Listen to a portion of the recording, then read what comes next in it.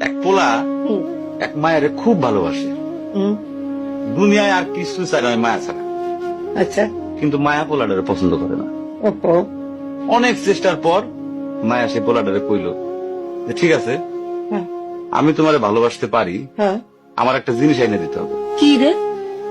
পোলাটা তখন কইল যে তোমারে পাওয়ার লিগা আমি দুনিয়ার যে কোনো জায়গা থেকে যে কোনো জিনিস এনে দিতে পারি। হ্যাঁ হ্যাঁ। মায়েরা তখন কইল তুমি তোমার মায়ের কইলজাটা আমার এনে দাও। কি ক- কি ক- কি কি কি- মনে হয় না?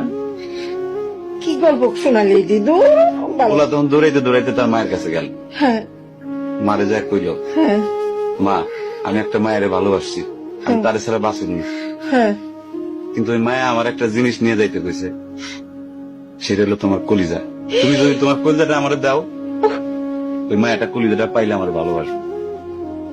মা তখন কইল তুই আমার একমাত্র বুকের ধন, তোর সুখের জন্য আমি সবকিছু করতে পারবো। পরে মা বুকটা ফাইরা কলিজাটা বাইর করে পোলার হাতে দিল। আরে মা। পোলাটা কলিজাটা হাতে পাইয়া যে কি খুশি, মা দৌড়াইতেছে দৌড়াইতেছে দৌড়াইতেছে, দৌড়াইতে দৌড়াইতে হঠাৎ রাস্তার মধ্যে উষ্টা খাইয়া পড়ে গেছে। হাতের কলিজাটা হাতের থেকে সুইটা রাস্তার মধ্যে পড়ছে। তখন মায়ের কলিজাটা কইতেছে ব্যথা পাইছো বাজান? কেন? কোন মায়া যদি এইরকম কয়, সেই মায়ের আমি, আমার মনে হয় জগতের সব মায়ে একরকম, মা আমি পারো না, মা আমি তোমার ছাড়া আমি থাকতে পারবো না, মা।